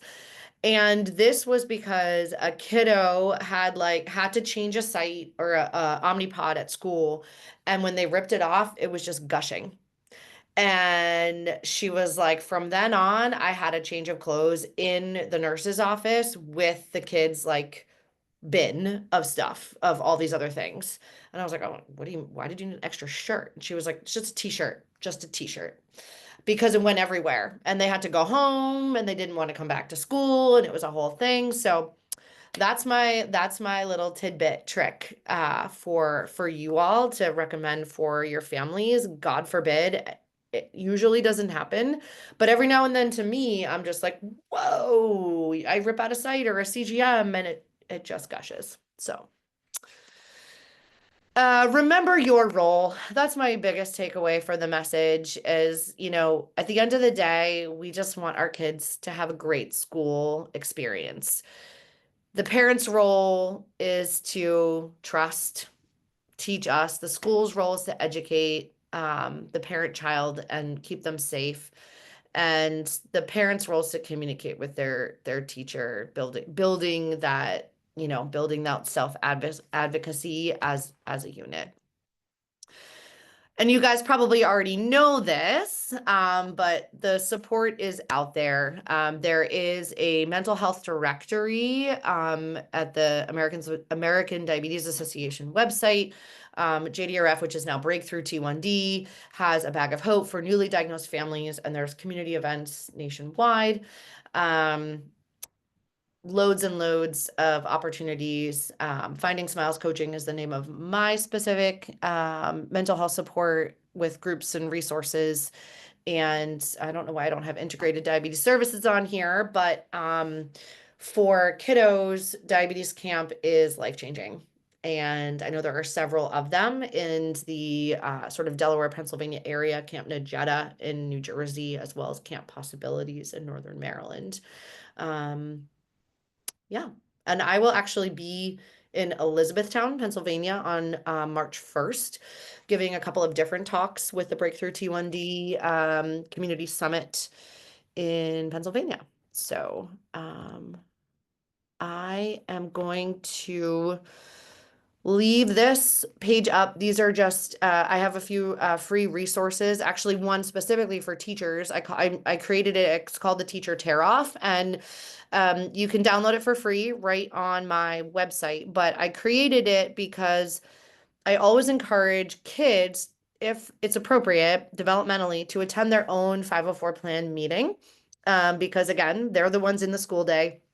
They can share what a low feels like. And this one pager is an opportunity for the kids to fill out something. And a lot of times teachers love having it in their classrooms because a lot of the times the teachers don't necessarily read an entire 504 plan, or they're not going to read exactly how many grams they get, this, that, and the other thing. But this allows the child to feel like they have a say in the 504 plan process, and they are giving, whether it's a copy or not, in a Ziploc bag with that, one or two fruit snacks that goes into the teacher's drawer, but the teacher feels like they can connect with the kid in a different way that's not as formal of a level as the administrative 504 process. So I will leave it at that. Awesome. Thank you so much, Anna. It was really great. I kind of like flew through a ton. Right. But Good. It's good information. Yeah. And I was impressed to hear you say that you're from Boston and you know about Camp Possibilities. So I volunteered there when I was in college. So very familiar with that. Yeah, I've done a lot of work at like the national level with DECA, and know several people rave about that program. So. Yeah, it's a wonderful camp. I also wanted to shout out to 2 years ago or 3 years ago, we had a doctor from the diabetes training camp. So if you weren't on that. Oh yeah. I actually volunteered as a clinician at the diabetes training camp, they do a teen boot camp Yeah. in Spooky Nook. at Spooky Nook. Yeah, Yeah. the coolest gym facility ever Yeah. been to. It's so massive out in oh my gosh, where is it? Mannheim, near Yeah. Lancaster. Outside of Lancaster. So Yeah. I just pulled that up. So for the nurses, if you want that resource, it's August 9th to the 11th Mhm. for is the teen boot camp. But they have other camps for younger kids too. And I know Amy has sent her son there. So Yes, that's where I met Amy, who nice. connected me with you. Wow, great. All right, so we have a couple questions here. Sure. I have a 16-year-old whose blood sugar climbs to 300s during her menses. I am now used to it and comfortable. If I have someone covering me, they usually freak out. I had to have a note from the endo NP that this is normal for her in order to have the sub nurse not freak out. Yeah. It is very hard to see numbers out of range, especially if you're a sub. Um, yeah, I mean, I wish I could wave a magic wand. Like, we can't predict what blood sugars are gonna do most of the time. It's very normal for the like 72 hours prior to the start of a cycle that blood sugars are high and then they drop just based on hormones. I wish I wish I had better advice. Some kids just run high and some kids just run low. I think what's most important is knowing what the 504 says in terms of like when to reach out, because a lot of times if these kids are on automated insulin delivery systems, it's going to bring them down. And seeing high blood sugars can be scary, and a lot of the time, um, what kids are doing are what we call basal testing, or checking, like testing their carbohydrate ratios to see what the blood sugar does. And they don't want to intervene, and they're being told by their medical professionals to kind of do nothing to see if it works. Because having diabetes, as so many of you know, is like a lifelong science experiment. A comment here, just a general one about appreciate what you said about the elementary level and second grade teacher. Just why does explaining why does she get to leave the class and then missing instruction, and then Mm. they see the kid in the nurse's office having fun and connecting with the student, and she's playing there, and why does she get to do that and I don't, kind of thing. So Yeah, yeah, yeah. I mean, my kids had that issue tonight. My daughter was diagnosed with strep. My son had it 3 weeks ago. Oh, how come so and so gets to stay home tomorrow? I said, buddy, sometimes when you're sick, remember when you were sick. And again, it's just acknowledging, and like constantly acknowledging and validating. Kids are gonna have feelings. Like, it's okay to feel that way. It's okay to feel jealous. It's okay to want something you don't have, and today's not one of those days where it makes sense for us to do X, Y, and Z. So trying not to talk them out of the feeling, I think, is the most important thing. yeah. So Lori asked, do you have any tips or tricks from personal use or from clients regarding getting a CGM to remain inserted during sports sweating, especially contact sports? Ugh. Ugh. If they use, I mean, there are so many different like adhesives that people have tried. Expression Med Tape is one of them. They come in super cool colors. I actually feel like I have a sample somewhere at my desk, but Expression Med Tape is one. A lot of people use Rock Tape. Um, and I can send you a link of some of the ones that a lot of people use. If they use a G7, I wear the G7, and it all comes with an adhesive, and making sure that you use that every single time is important. Trying out different parts of the body is really important. Yeah, if they sweat a ton, I would always, some people wrap it in, some people really wrap them with, yeah, with either they put rock tape on it or, oh my gosh, why am I blanking? Like a wrap that you would have at like an ace bandage even, to keep it covered. The other suggestion that I just got from my counterpart sitting to my right, it was Tegaderm, Oh TE. yeah, Tegaderm, IV 3000. Um, There's so many different tapes you can try. I think the other direction too is, some people have sensitive skin and challenges with like the sweat and the dry skin. So just making sure you're rotating the CGM and the like, so a lot of kids have a favorite spot because they can rely on that spot to not come out, or it hasn't in the past. We all know CGM rotation is not necessarily nearly as important as, at all as, insulin absorption rotation, but still important. Cool. This was great information. Can you explain diabulimia again?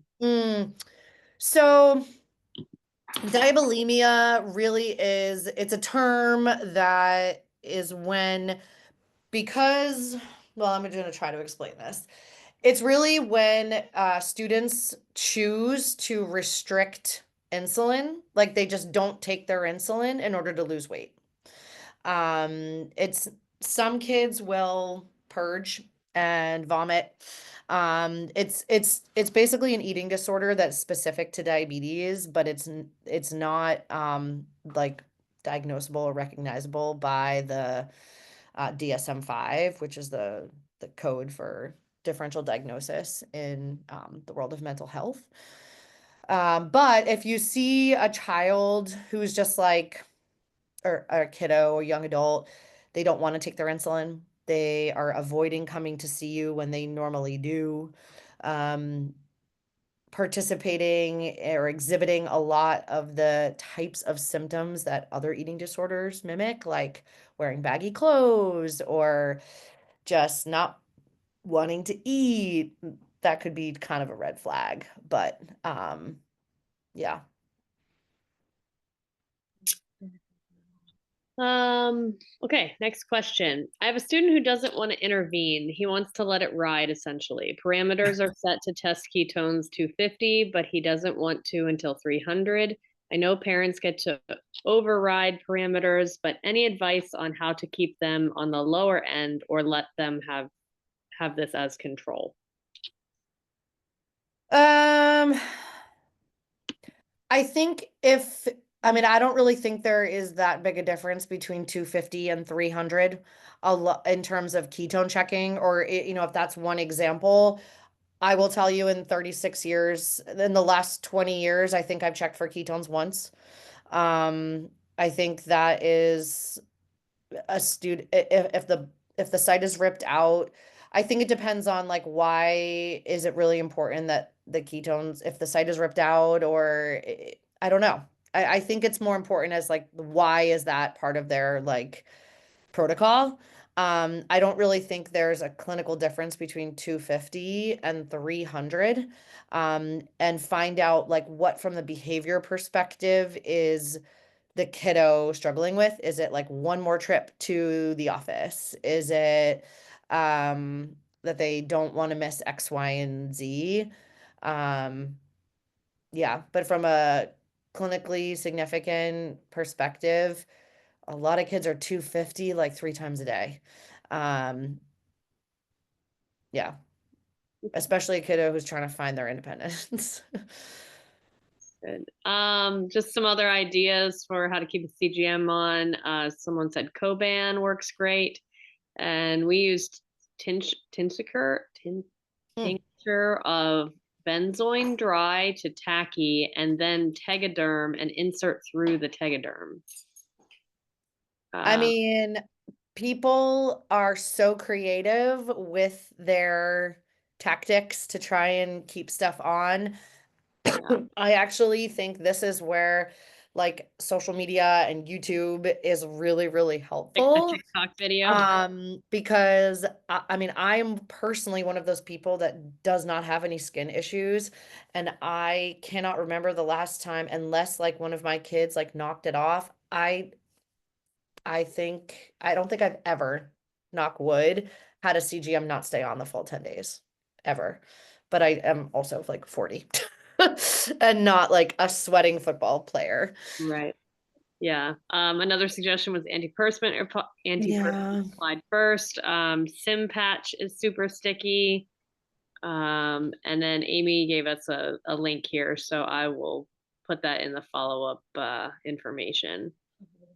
Perfect. So, another question. If a student comes at the end of the day and has a blood glucose 300 and follows doctor's orders when the student heads out to play a sport game, is it necessary for the coach to be aware of what's going on with the student's blood sugar? Oh, that's so tough. I think, if it's a game day and if it were me, I would want them to know and just be like, listen, blood sugar's 300, like I feel like crap, I'm gonna do the best I can. If it's just practice, this is tough too, because when I was growing up, I never knew what my blood sugar was. I just played. There was no question, like unless you were low, you were doing everything every other kid was doing. Um, but I think it's helpful for them to know. But I don't unless it's in the 504, I don't necessarily know if it is the nurse's responsibility to text or communicate with the coach. I know some nurses do, and it's like amazing. I also know a few kiddos who are just like, oh my God, the nurse won't let me get on the bus because I'm 72. And I'm like, well, you have to. You had your treatment and you're 72. So again, without having a ton of context, I think it depends on the situation. If they're getting on a 4-hour bus ride to go play, in a tournament, that's different than like going to run in the field house at the end of the hall for track practice. You know what I mean? I think there's just so many different variables there. I think it's always better to share information than not. But I would connect and reevaluate, like what do you want your communication protocol to be, and connect with the student. Awesome. Well, with that, Anna, everyone else was just thanking you for a great presentation and sharing your wealth of knowledge with us. So we really appreciate your time.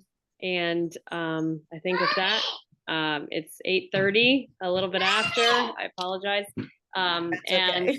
So with that, we'll sign off and we'll see everybody again tomorrow night, 6:30, same time, same place. Have a good Thank you so evening. much. Thank you.